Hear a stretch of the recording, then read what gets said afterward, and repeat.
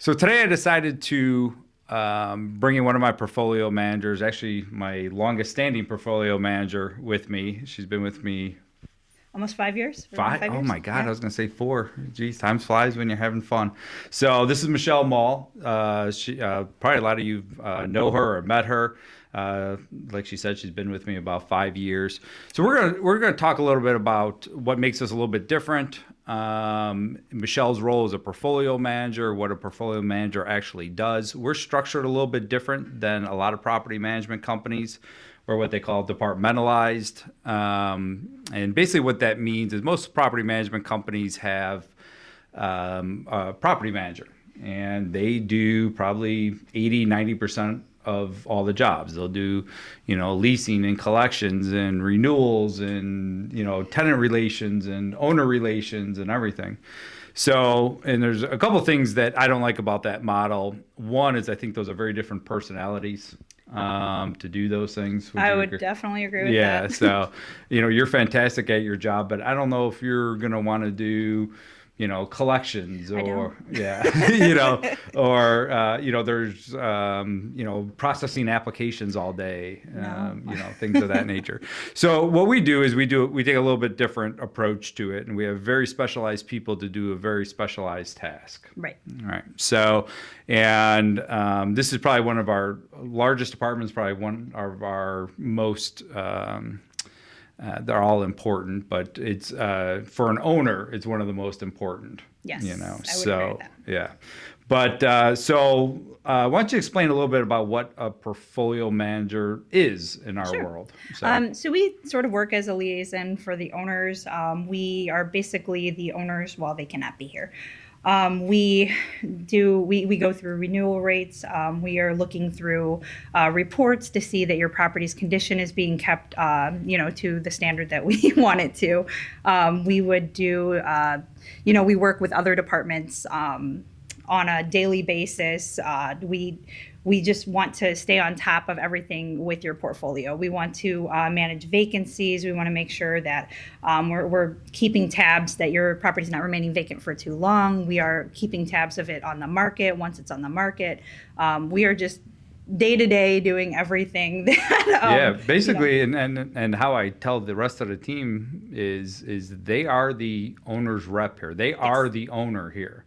So your job is to be the squeaky wheel to the rest of the departments and to make sure. And they love us. Yeah. And it is sometimes. It's, you're the one that's pushing, you're the one that's, watching the owner's back. Yes. And, doing all that. And and that's exactly why I like it. Maybe some of the other staff don't because, again, you're the owner's eyes and ears and fighting for them. That's okay. On We can everything. take it. We Yeah, can take it. But that is exactly what we do. We want to make sure we approve invoices before they even hit the owner's ledger.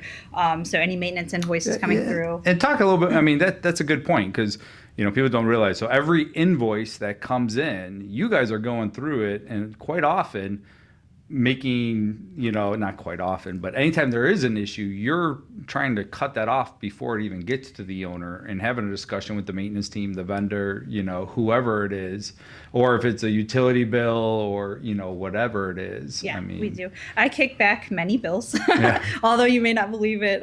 You see your ledger and you're like, hey, where did I get this bill from? It has taken some consideration before it even hits your ledger. I do send things back. I say, hey, no, they just recently had, their furnace serviced. This does not seem to be a legitimate bill.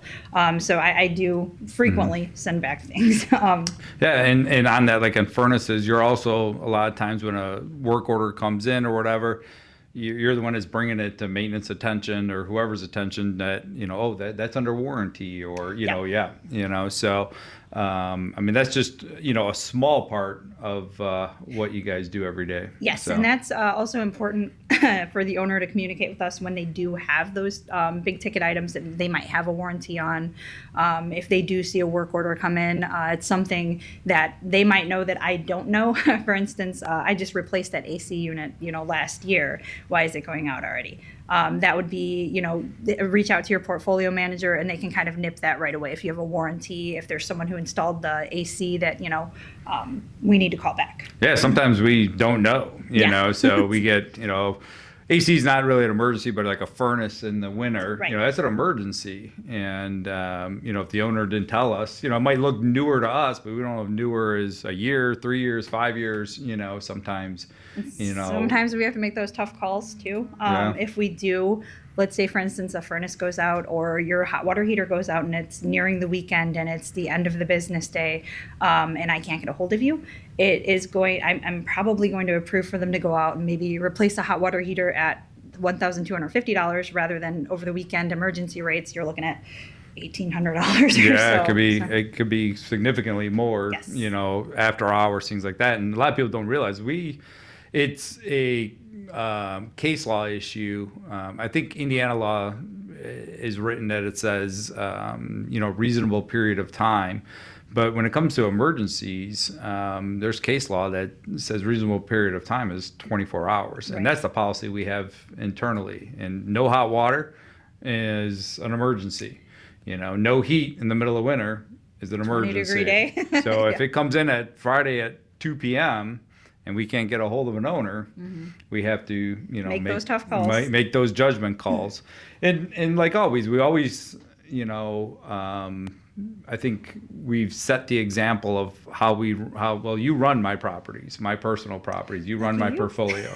So, and I think that's how we look at it, is like, okay, if you're acting as the owner. If I was the owner, well, yeah, I mean, if my furnace is out, fix it, because I'm going to have frozen pipes. I'm going to have, busted lines, and, what could be a $500 repair can quickly turn to a $5,000 repair and water Pipes damage. busting, all that good Exactly. stuff.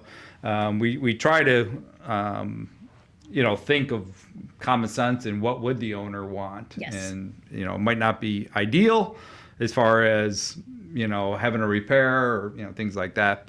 And we work with a lot of different personality types, so we try to tailor that when we are communicating with you. If you're more of a hands-off owner, like Brad, that's something that I feel comfortable just running through and, apologizing for it later if I need to.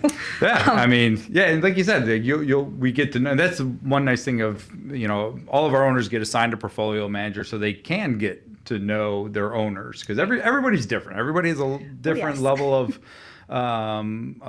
involvement or communication. Some people are, send me my statement and Go away. Exactly. And other people want to be very involved with it, which is okay to a point, as long as we can, provide the service that we need to tenants. And, we've had some people that they want 8 bids on a furnace, and it's, That's a little tricky. Yeah, it gets a little bit, crazy, as far as that goes.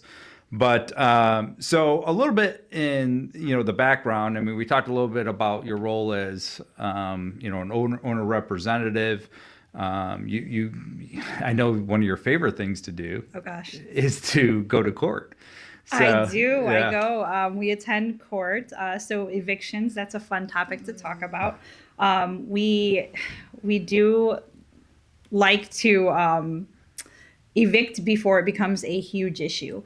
We want to cut it off at the knees before it becomes, they're 3-4 months behind in rent. So we do have an eviction meeting every single month, right after the 10-day notice period is expired. So usually on the 16th of the month, we go over all of our properties that have balances. We, make that determination.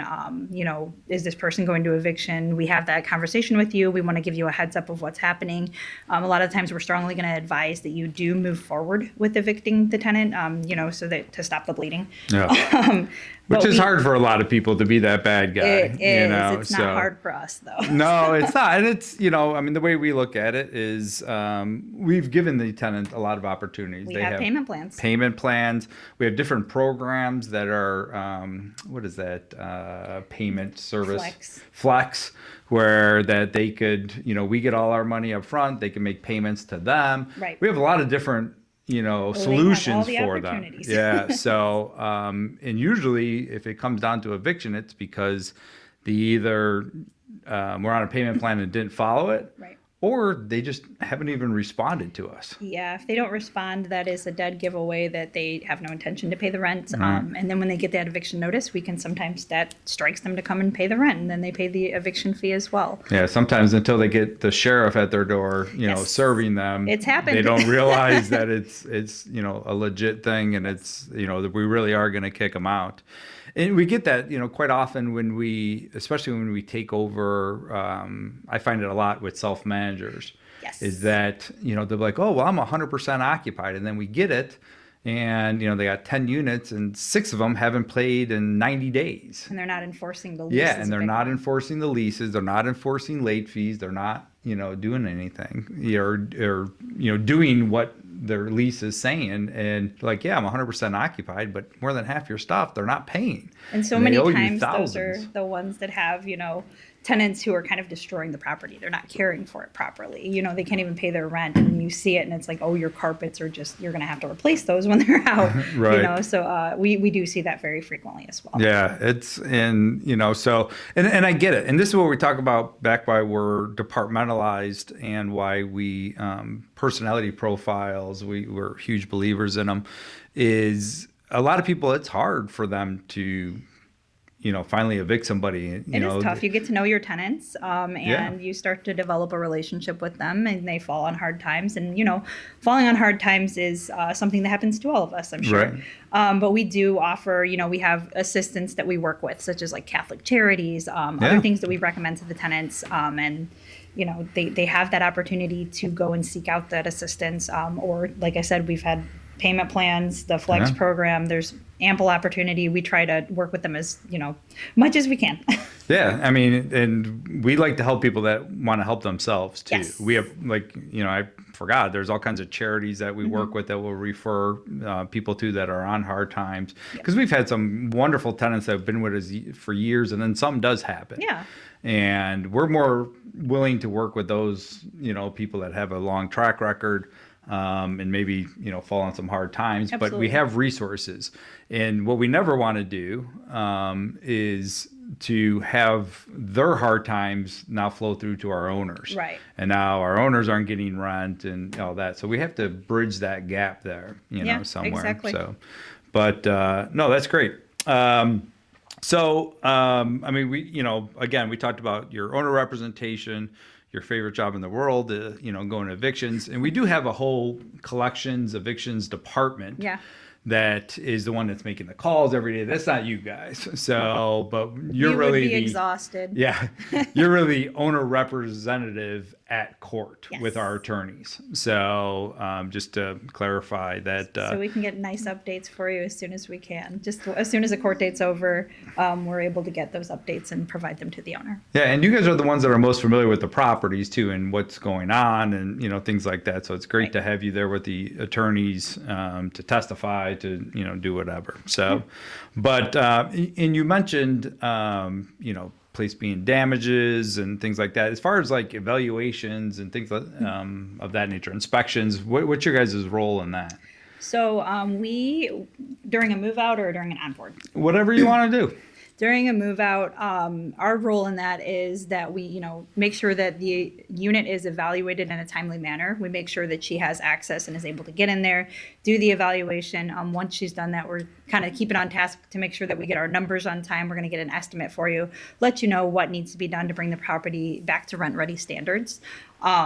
That would include anything safety, security, some cosmetic, obviously. If you have, stained carpet, that's something we don't want. That's not in our property. Right, we're going to standards. classify these as in, tenant damage, owner required, Right. and maybe recommended. Yes, which exactly. would maybe some of the cosmetic stuff, would fall somewhere. We're not going to underneath tell you to remodel your bathroom. it. No, but there might be. What's a good example? The furnace. Furnace is working fine, but it looks like it's 20 years old. Yes, that's something we were going to bring attention to, maybe future attention. You can obviously address it right away if you'd like, or it's something that we may want to budget for in the future. Yeah, and that's really what we want to do, is because when that furnace is going to go out is In when the winter, during emergency time. yeah, it's going to go out Saturday, night. Yeah. And it's going to be 10 degrees outside, and so it's we try to help owners avoid. Be proactive. Yeah, Yes. exactly. Be proactive, and I get it. Sometimes it's hard for owners. Well, if it's still working, let's keep it going. But I know an owner like that. so, but so as far as evaluation, so what about like when it comes like our now we have a whole renewal department that falls under tenant relations and stuff, but you guys have oversight into that. And I mean, so talk a little bit about the renewal process, what your guys' role in, what the tenant relations team does, things Absolutely. like that. So renewals process for us, it's a over 80-step process. Is it really? I always say 60, but yeah, I mean, you would know better than I would. So. It's a very long process, very detailed. We start out 90 days ahead of time. 120 now. Maryland, Maryland made me bump it to 120. Oh, she's killing us, man. So, Okay, well, let's do all the pre stuff, you know, so. So we start out very early with our renewals. We do get an evaluation done. We're looking at, the portfolio manager is looking at the condition of the property. The evaluations are actually self-evaluations done by the tenants, but we do look at those very closely. I zoom in like crazy. I'm looking for damages to your baseboards. I'm looking for carpet damage. I'm looking to see if your oven looks disgusting and they're just not cleaning the property. That is like the key thing there. The oven? So yeah, because we'll allow tenants to do a self-inspection, but if we find something, then we send our people out. Yes, exactly. You know, so in the stove. Evidence of pets. Yeah, exactly. The stove is probably, I could look at somebody's stove and tell you how well they're taking care of that property. Well, usually mine, it's immaculate. I don't use it. So. Or they eat out a lot, right? So, but I didn't mean to interrupt, but yeah, so like you said, you know, a lot of property managers, when they do a renewal, what do? They bump it up $25 and send them a new lease, and that's it. I mean, our process, I know, I mean, I'm the one that helped design it, so I understand, but I know it drives you guys nuts. But no, it's great. I think it actually protects our owners. It gives you a really in-depth feel of how the tenants are taking care of the property. If they are making their rent payments in a timely manner, we're looking at their last year in the ledger. So any bounce payments, how many times they've been late, payments. You know, all that kind of stuff. Yep. Yeah. And then we're looking at what's currently on the market. So you may see a small increase that we're recommending, keyword recommending, because at the end of the day, it's your property. You tell us what you want us to do. But you may see just a small increase. And the reason for that being is that the unit is probably already at market rent or close to market rent within 3%. And we just want to retain that tenant and not overload them, you know, with a much But we higher... also want to get them in a habit of every year seeing an increase. Exactly. That I'm a big believer in, because it's so hard if you don't give somebody an increase for 2 years, and then a third year you have to bump them up, you know. $75. Yeah, $75 or whatever. I'd rather do that over a couple of years, and every year they know they're going to get a small increase. Right. You know, so, and you guys, like you said, you look at the market, you look at what we have in inventory, what things what's are moving, what's not moving. Exactly. So we're reanalyzing this quite often, and again, a lot of times in self-managers, we'll see, not so much now, but you know, a couple of years ago, especially, where people were coming to us and they were hundreds of dollars under market. Yes, I still have some of those pop up. So yeah, it's not as common as but it used to be bad. I mean, Yes. you know, they had rent at, you know, $900, and we were getting $1,400-$1,500, you know, for the same place. And I think a lot of people, they don't pay attention to what's going on in the market, but the opposite can happen too. Like last season, we weren't real aggressive in renewals, because we saw stagnant. we saw a big shift in, you know, rent prices, and what we were trying to do is get our renewal rate up. And we thought it would be a lot better to you know, have them at a reduced rental rate. It wasn't reduced, but not as much of an increase. So if they were at, you know, $1,200, maybe we did $25, maybe $15 in some cases. Some we even didn't do anything. Yeah, some were over market. I was like, this is way over market. So you know, so we take a look at that, and you know, I had some owners calling because you know, a lot of these I'm still reviewing. You guys review them, and then they still come to me, and I see every single one that comes through. And you know, owners would call me and be like, we're not doing any increase, and you know, this and that, and I'm like, well, it's not because I don't want to. It's, you know, so we're constantly watching what the market's doing and reacting to that. And at the end of the day, do they want to turn? And if that's the thing. something you want to do. Do you want Vacancy kills rental properties, So our goal is to, have a great renewal rate. I think it's been a while since I've checked, but last time I checked, our average tenant was with us just under 3 years, Right. So, that's pretty solid. I would like it higher than that. And we've had some tenants with us for. They're out here buying houses and stuff. Yeah, and that's the thing. There's some things you can't do. You can't, stop. They expand their family. They need a larger rental. Exactly. So life happens.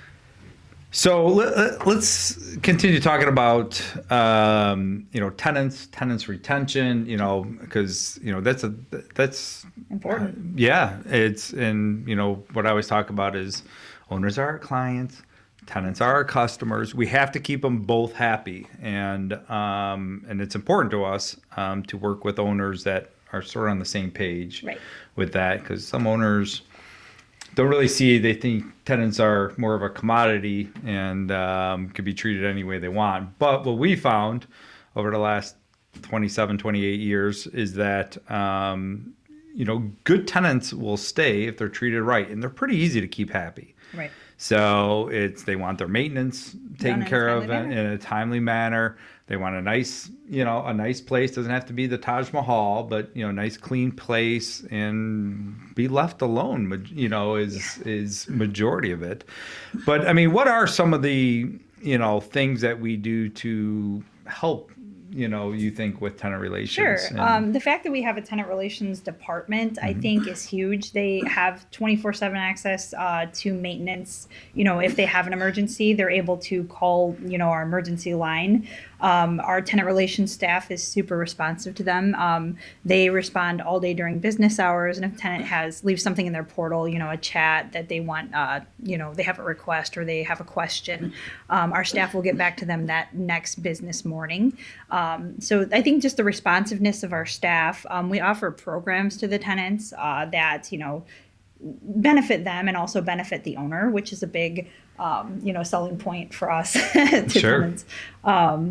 Let's see. With the resident, you're talking with the resident benefit package, right? Yeah, and so I mean, a lot of people are like, well, why do you do that? And that's one thing with almost everything that we do. There's a reason, and right. We're sort of a carrot and stick, right? Kind of is how I always put it. Is like, I use that one. I want to reward the right behavior and correct the wrong behavior, and the resident benefit package is a perfect example. Yeah. And just to explain a little bit more about that is, one of the things is it reports to the credit bureau. Yeah, that's major. A lot of our tenants want to become homeowners, and they'll pay us rent for 3-4 years on time, and there's no benefit to them other than they didn't get evicted, didn't get late fees, but there's no long-lasting benefit. Right. Well, we created a long-lasting benefit. We report it to the credit bureau, so a mortgage company can look at that.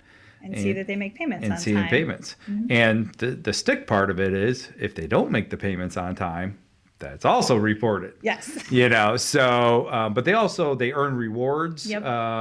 Gift certificates for paying their rent on time. You can collect the points and get gifts. They get. I think they have an app. Yeah, so. And I think even when they first come on with us, they get like a $50 gift card or something. I don't know if it's $50. I don't know the amount, but I know they get a gift card. $500. No, if I don't know. Only. Yeah, so I thought it was $50. Maybe I'm wrong, but they get something just for coming on with us. Is 25. There's some $25, $50, something like that, just for coming on with us, and then for every time they pay the rent on time, they get they points. Get a reward. There you go. So, but. And with their resident liability insurance, we just want to make sure, the fact that we offer that, that's something they can obtain easily through us. Mm-hmm. I think it's great. We're constantly auditing to make sure tenants have insurance. If they don't, they are enrolled in our liability insurance program. We just want to make sure if something does, happen to your property, that it could be covered under the resident's liability. Yeah, and again, that is a benefit both to the owner and to the tenant, right. Because what some owners don't realize, and a lot of tenants don't, is that them having renter's insurance doesn't mean they have liability. Right. And what our requirement is they have to have $100,000 liability Yes. coverage. And we look for it when they Yeah. do get their own renter's insurance. We're like, missing liability Yeah, insurance. and quite often they're like, oh, they have renter's insurance. Renter's insurance, not necessarily. A lot of them do include a liability, Right. but not all. Not to the standard that we ask, which is, much Right. higher. And then, so in other words, we've had situations, where we had that guy knock the pipe off of, Fox River? yeah. And, Talk about no, that. what was he doing? I don't know what the heck he did, but he broke the valve off and it Yeah. started spraying water all over a brand new kitchen. And he sat there. And he sat there and he called the fire department and said that what happened, and then called us like 10, 15 minutes. It let the water run for like 10, 15 minutes. He doesn't know where the main was. Yeah, didn't know where the main was or some just nonsense. And I think his comment was, it's not my job to turn it off, or it was some ridiculous thing. Well, his insurance ended up picking that up. They did. The owner, who I know personally, didn't have to put a dime out of his pocket. It was one of my properties. So, but that's a prime example. And what tenants don't realize is in that case, he would have been held financially responsible. And would have never paid it back. Yeah, and good luck getting $15,000, $20,000, $30,000, That's a lot, out of a tenant. And even if it wasn't something so blatantly bad, is I've seen examples of somebody accidentally starts a fire. The one example, Vandalism? Vandalism's another one. But we had one that guy was cooking or something, and then one of their kids got hurt, and they moved away from the stove. And this wasn't ours, but it was another PM friend of mine. And a fire started in the kitchen. I think oil boiled over. Okay. There was just a bunch of smoke damage and stuff like that. And they didn't have insurance. And what happened is the owner's insurance covered the owner, but the owner had to put a claim in, which is what we're trying to avoid. Yes. And then the owner's insurance company turned around and went after the tenant.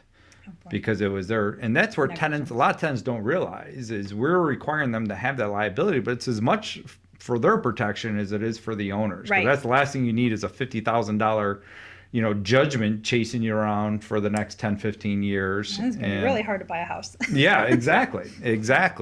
So. But piggybacking off of the main water shutoff that we were just talking about with Sure. the tenant, that is something that our leasing agents, when they move your tenants into the property, we do like to make sure that the tenant knows where all of those vital things in your home are. Mm-hmm. We keep records. We do evaluations of every property, and that it has things like that on there. It has, where is the main water shutoff located? Where is how old? It shows us the furnace, a picture of it. There, the age of it is on there. All of that good stuff. So that's just something else that I thought was kind of neat that we offer to owners and tenants. Yeah.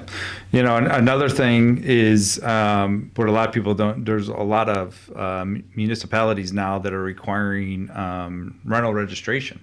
Yes. So we do a lot of that. So, that's an optional program Yeah. that, we have for owners, but I think it's, I don't know, what do we charge? I just got done with Gary, so Yeah, it's $50 or yeah, something? it's $50 if you have multiple properties. It's $50 for the first one plus the registration fee. So, for instance, Gary is $5.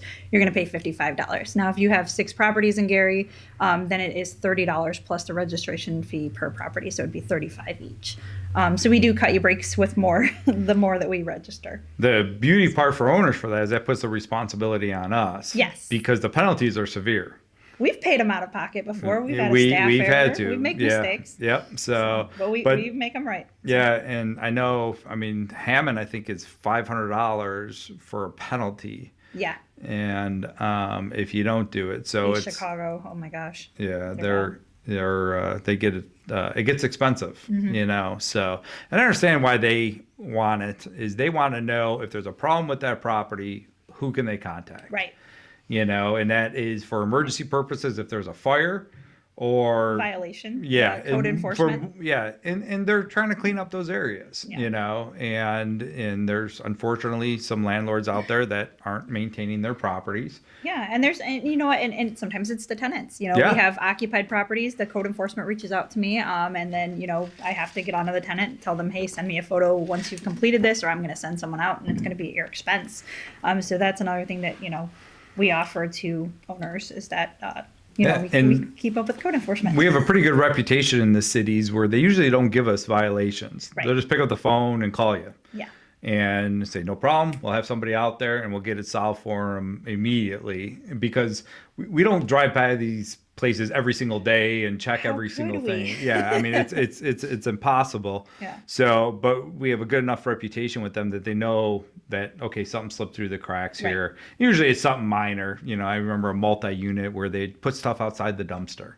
Right. And it's just, hey, can you send somebody, swing by and clean this up, and right away we drop what we're doing, send somebody out there and take care of it. And because of that relationship, nobody's getting fined, Right. Over it. And technically it's the owner that's getting fined, Right. So, and we want to avoid that at all costs as much as possible. Yeah, absolutely.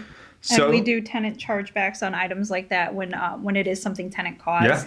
Yeah. So we just try to make the owner whole in that way. Obviously sometimes we have people who are not willing to allow us to collect on that, and we end up, we do everything we can to collect on that, but sometimes it doesn't always end well. Yeah, sometimes these tenants think they live in a hotel and Yes. they can do whatever they want. It's going to be on us, and The majority of the time, I would say more likely than not, they are very cooperative, especially with city violations, because they don't want that, violation on their Yeah, exactly. ledger. And that's part of the thing. Some of the things you're talking about reviewing invoices. A lot of times you guys would be like, if the maintenance team didn't catch it, maybe you guys have more information that the maintenance team didn't. That'd be like, this shouldn't go to the owner. Invoice. Yeah. I mean, you guys look through those with a Yes. fine-tooth comb, especially clogged lines. Yes. Because that is something, in our lease, they're not allowed to use flushable wipes. Don't care if they say flushable, you're not allowed to use them.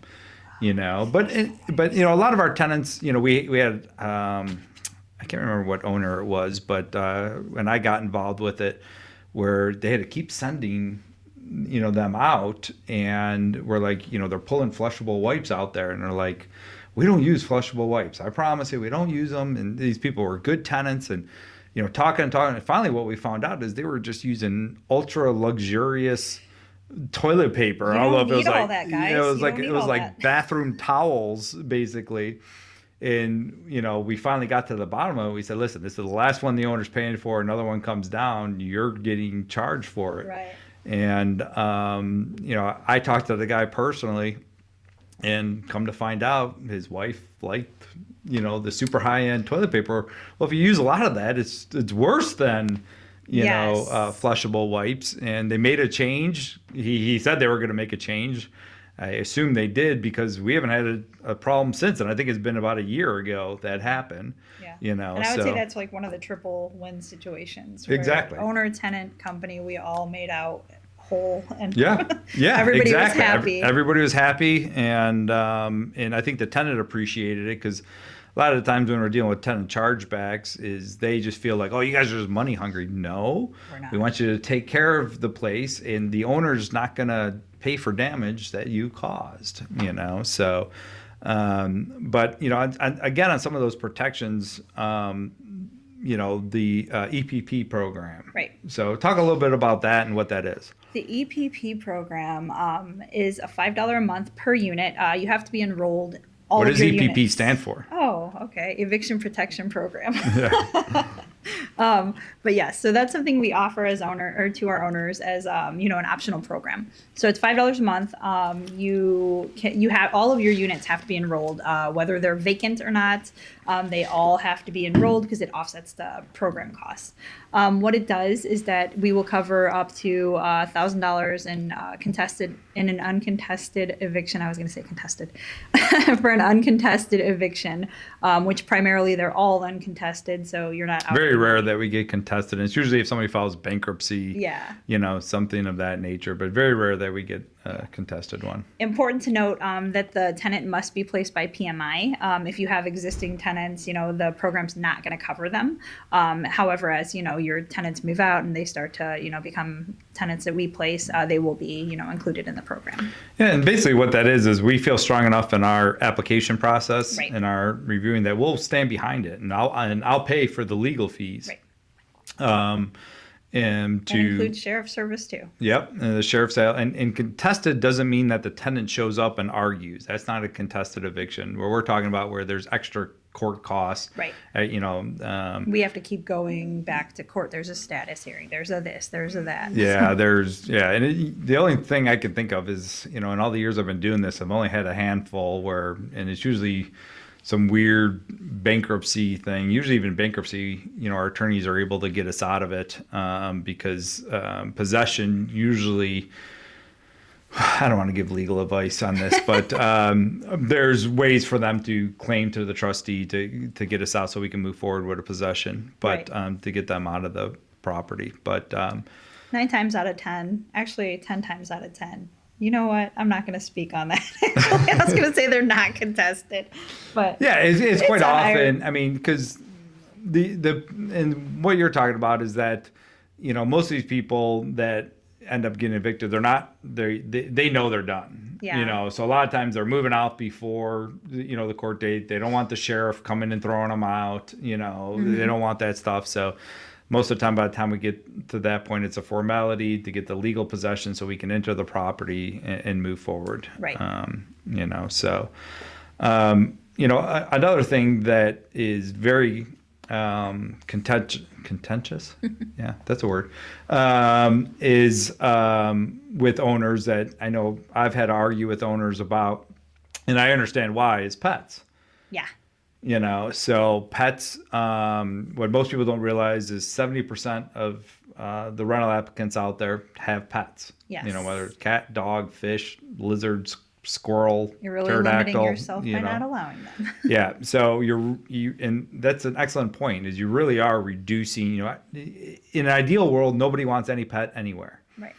But what I found over the years, I'm talking as a landlord. I was going to say, I love what I'm dogs, saying man. is, as a landlord, if you have never any pets, but good tenants usually are good pet owners, right. And they take care of your property. They take care of their pets. They, dogs have accidents, cats have accidents, but they maintain it. They clean up. They, make sure that's the case. Bag up their poop outside is a big one. Yeah, exactly. Because there's cities that will nail us with violations. If there are other residents, it's a multi-unit building. Exactly. That's going to cause complaints. So. Exactly. And we feel so strongly in it is that we offer a pet guarantee. Yes. And it's sort of funny because we're offering something more to owners based on what's really better for them anyways. But I understand their concerns, and their fear. That's where the horror stories are. They might have gotten burned in the past. They might have gotten burned in the past, but usually there's something else going on. Usually they didn't screen these people correctly. They didn't check up on them. They're not doing regular inspections. They don't, do things like that. And the house is going to be destroyed whether there was a dog there or not. Right. And so what we offer is an additional $1,500 pet protection, so that if above the security deposit there's more damage that was caused by a pet, that will cover up to $1,500 in damage. That's how strongly we feel about it, to help owners get the biggest market as possible, get the quickest occupancy as possible. And to maintain longevity of tenants, because sometimes people move into an apartment, they now want to move into a house because they want a pet.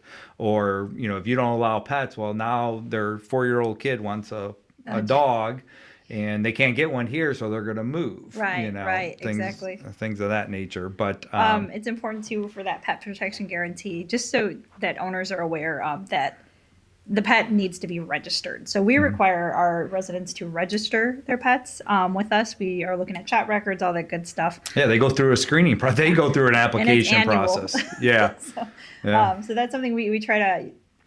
Responsible pet owners will fill those things out, and they, we don't really see many issues with responsible pet owners. No. Now, the person who violates their lease and brings in an animal unauthorized, that is someone you may have more of a problem with. But again, we're looking out for those type of things. When our maintenance techs go out for work orders, they are looking for those things. They're looking for evidence of a pet. They're looking for, any property damage, anything to that nature. So they're trained to also look out for those things. Yeah, and that's an excellent point is, we do, scheduled evaluations, inspections, but anytime we go out there for a maintenance call, our techs are doing mini inspections and they're rating the property on, the condition of it. Right. Did you see any pets? They have no idea if these tenants are supposed to have pets or not. So we don't ask them that. We just say, have you seen any sign of pets? Yes, Right. there was a fish tank. Yes, there was a dog. I saw a dog poop in the backyard, or whatever it is. Shoot up baseboards. Yeah, and that's the red flag to us to We need to look. get Are in they there. supposed to have a pet? If there's any problems, and we've caught numerous tenants with just that system. I found a lady with a zoo. Yeah. So it does happen. Yeah. Quite often. I would say these are tenants that we haven't placed, though. It's Yeah. usually acquired tenant. It's when we take over mid lease or something, Yeah. we find that We they're went not. with the renewal process on one not too long ago. We did a renewal process. She registered one pet. Our tech went there. They saw multiple pets. We were alerted, obviously, that there were animals there, and we find a bird, a fish. These are small caged animals, but at the same time, you have to be honest and forthright about who and what is living in the house that you're renting. Yeah, for many reasons, Yeah. but our main reason is, one, we want to make sure that they've gone through the screening process. We know what's there. They're registered, and owners make additional funds off of this because there is additional risk, Right. and there's a lot more work on us, Yeah. to do it for all these little programs that we have to do, and we have the, additional security deposit that we offer out of our pockets. But the other thing, and the tenant or the owner's end, is they do receive additional income Right. on that with their pet fee. So we want to make sure that we're willing to let tenants do it, but they have to understand it does cost. It costs us more money. It costs the owners more money, so they need to register them and pay that additional. Compliance is important. Very important. But anything else on the tenant relations, No, tenant retention? I think we've covered everything that I have for that. So Okay. So, and as far as owners being able to see what's going on, transparencies, Sure. Very, very important to us. A lot of our owners aren't local. I'd say half are, half aren't. yeah, we've I got haven't- quite a few out of staters. Oh, yeah. So, so we have hundreds of owners, and, so people live out of state, or whatever. It's really important for us to Keep them in the loop. yeah, and so they can see what's going on, not just everything's good. What are some of those things? Sure. Yeah.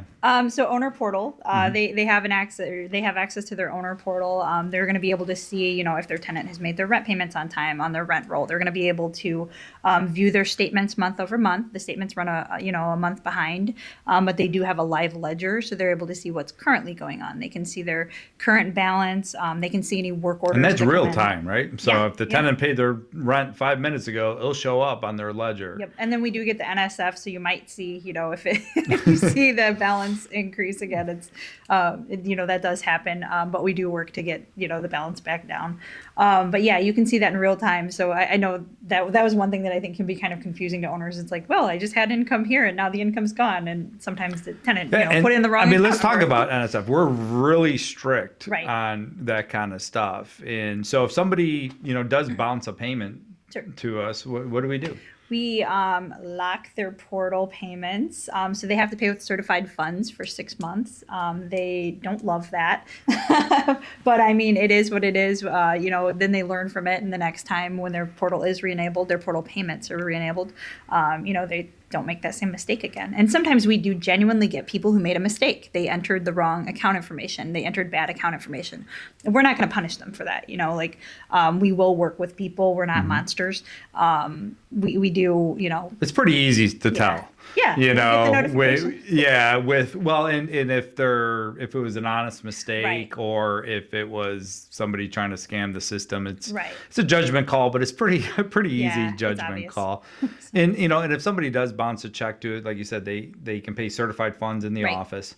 But we also have Pay Near Me. Pay Near Me, which is sort of like a cash feature where they can go to like CVS and Walgreens and Walmart or I don't remember all the currency exchanges, and they can just go there and pay cash, and it gets deposited right into our trust account for the owners. Yep. And it's only $4 or something for them to do that. $4 or $5, So, but it's an inconvenience instead of doing it, ACH, but we're not going to allow them to continue bouncing checks. One time and you're done for 6 months. Right. They do it again after they're re-enabled and they're done. Right. That's it. So, which is very rare for them to do it a second time. Yeah, they usually learn pretty quickly. Like they don't want to make the trip. They don't want to pay the extra fees. It's usually pretty. Yeah, ACH is definitely the easiest, cheapest way to get us, to get us the money. So, and then so you have full visibility on your portal. Your tenant has the same portal. Well, not the exact same, but they have a portal for themselves. Yeah, so they can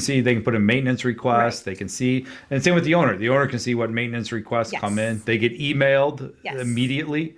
So anytime there's a maintenance call, they get a copy of that. Yeah. Right.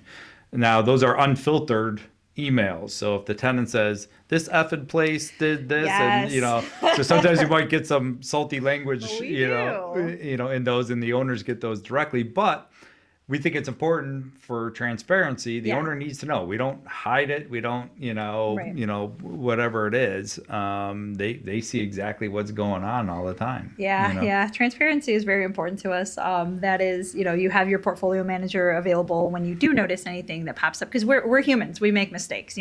We have a great accounting staff, but sometimes something can happen on your ledger that might not belong there. And if that ever does happen, then you just bring it to our staff, bring it to your portfolio manager, and we will get that rectified for you right away. One of our biggest priorities is if an owner has any type of issue, we want to get that solved.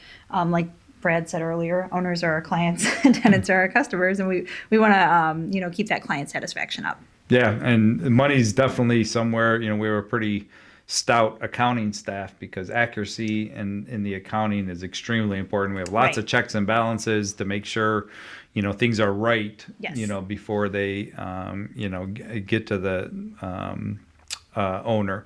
And as far as I know, we're one of the only companies that actually have a outside company that audit our books on a monthly basis. I love them.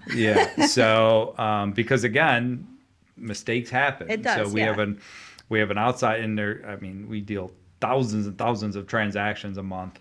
So it could be as simple as a utility bill, it can be minor, but just if you have a property in Munster and you see a bill for Hammond Water, just shoot your portfolio manager a message. Yeah, it could be the same dollar amount, and somebody fat fingered the name. It could be whatever. But so we bring in we bring them in. They have access to our books, and on a monthly basis, when we close out books, they go through and they audit the entire books on a monthly basis, completely independent of us, and give us a report. And I get a copy of that report every month. Anything that's wrong, anything that's missing. And we've never had any major issues, but it's, little things, this account's off by this, or, little things will matter, to property, especially with single family homes. So, well, yeah. And if we didn't do it on a monthly basis, and then it just compounds, and so it's really, really important. I'm a firm believer. That's one thing I just has to be accurate, is the finance on, And, like you said, you run my portfolio, and my personal properties are in the same system Yeah. as all of our owners. There's nothing. You're the guinea pig of all the. Yeah, that's the only people are like, oh, well, they always think that I get special treatment. Do I get special treatment?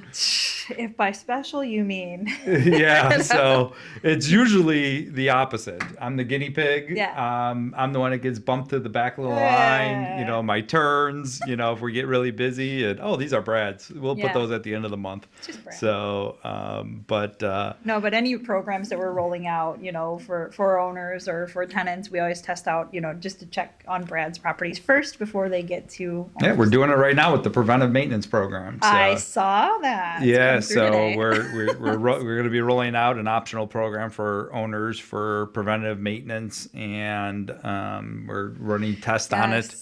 Yeah, and it's actually going really well. So, cool. And I think it's going to be a great asset for owners. That's going to be available here, hopefully in the next couple of months. Nice. We got to work out all the bugs and make Especially sure with that our multi-unit people, they're going to love that. Yep. So, and and that's something you guys do as portfolio manager already on some of our bigger complexes. You guys are walking them, making sure, the garbage isn't spilling out all over. And yeah.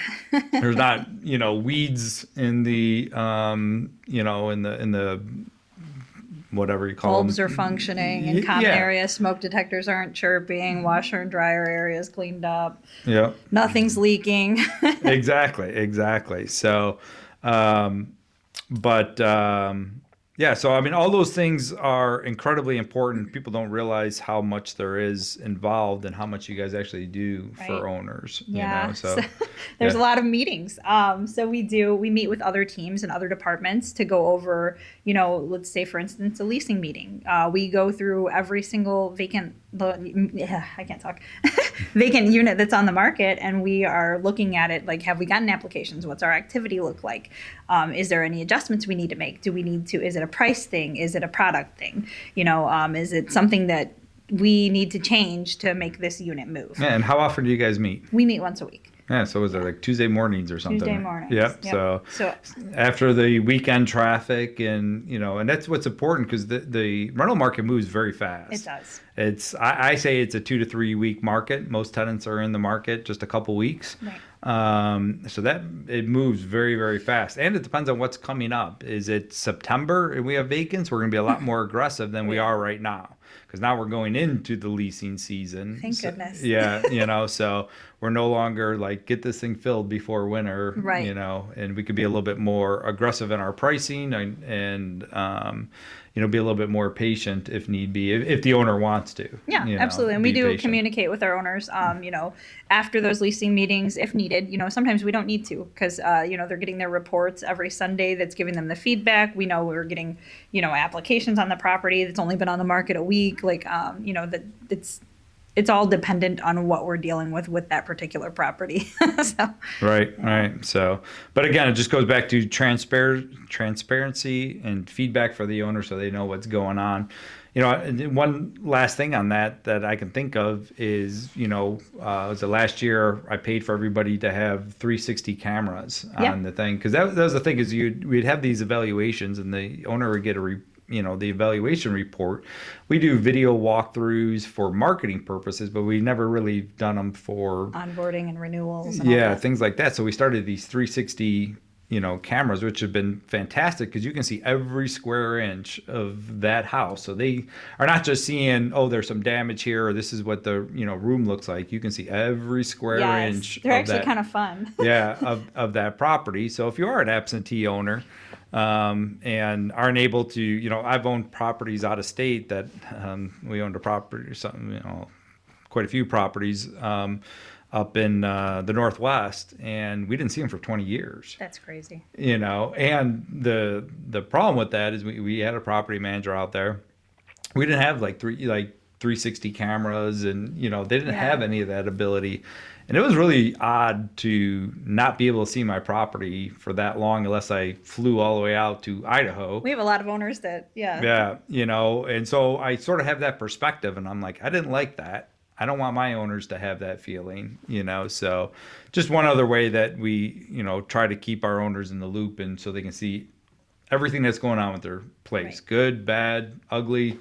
If you don't know how to use the 360, always ask your portfolio manager because it's super simple. Yeah, yeah, because they look weird on the They report. do. They They look like do. just a blurred out thing, but it's just, I think you Yeah. just click on it, it Yeah, you can opens up navigate a it. viewer and, something like that. Yeah. But, well, fantastic. So let's talk a little bit about, what owners can expect if they decide they want to use us. Yeah, absolutely. I don't know why they wouldn't decide to use us, but, let's talk about a little bit how that process is. So, Sure. most of them will probably either talk to myself or talk to Hannah, who's our business development manager. And that's great. So they tell Hannah all this information about their property. She has all this relationship. Now they're coming on board. Hannah doesn't stay with them. They get transferred to one of our portfolio managers. Right. So, and I know, we talked a lot about personalities, and I have 3 very different personalities in my portfolio managers Yeah. and who you guys work well with and everything. So usually Hannah and I, or Chandra and Hannah, or somebody will have a conversation and see, who we're going to assign it to. But what does that look like from your perspective? So you get a new owner. What can an owner expect? Yeah, when I'm chosen for a new owner, their initial, the initial thing is going to be our onboarding call. So we're going to have an onboarding call. I'm going to, in the background, I'm going to be setting up your property, your portfolio, and then, we have our call. We're getting to know you. We're getting to know your properties. We are going to be talking about basically everything and anything. We want to know what your best method of communication is. How do you like to be communicated with? Are you more of a hands-off owner? Do you need hand-holding for, the beginning until you feel comfortable with us? We're looking into all of those things. We want to know, if you have just about your properties, the basics. How are the units labeled? Is it a single-family home? Bed, bath count? Is it occupied? Is it vacant? We just have a ton of questions, in our If it initial is occupied, is it a tenant you want to keep? Correct. You Yeah. know, so all the problem children, Yeah. things of that nature. We're talking about strategy. Yep. If you have a ton of leases that are, coming to expire or have expired, they're on month-to-month leases, they're under market. Those are all things we talk about as well. It really varies from owner to owner. So someone bringing on a single vacant, a vacant single family home may be a totally different conversation than someone who's bringing on occupied and vacant mix, multi-unit or single family scattered portfolio. So it really is tailored to you and what we do know about you and your property at that point. Yeah, and on that point is a couple things. One is that, like you said, is it month to month? They have expiring leases. Right. Seems like we always acquire properties, and the leasing dates usually aren't optimal. Right. To what we consider.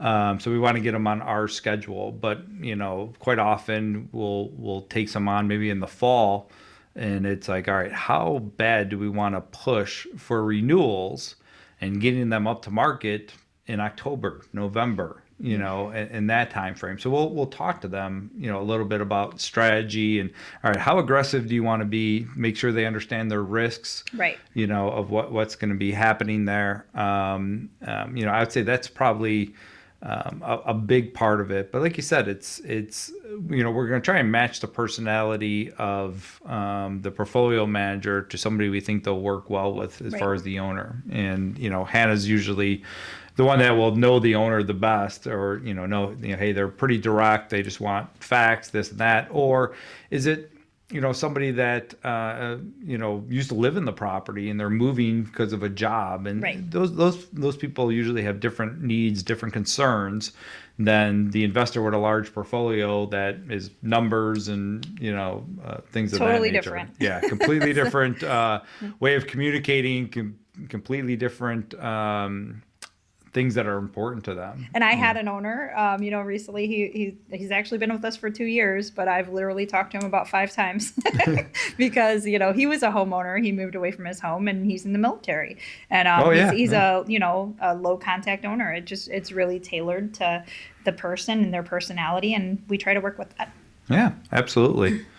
So, Michelle, thanks for, just explaining a little bit more about your job. Sure. If anybody has any questions, comments, concerns, they can obviously reach out to us. Hannah's usually the one that would answer that stuff, but we can definitely answer it. You can visit our website, PMINWI.com. We have a lot of information on there, some videos. We have a YouTube video. I don't know if we're on We're on all the social medias. We're on Instagram, Facebook. I don't think we're on TikTok. Are We're we on on TikTok? I don't know if we're on TikTok.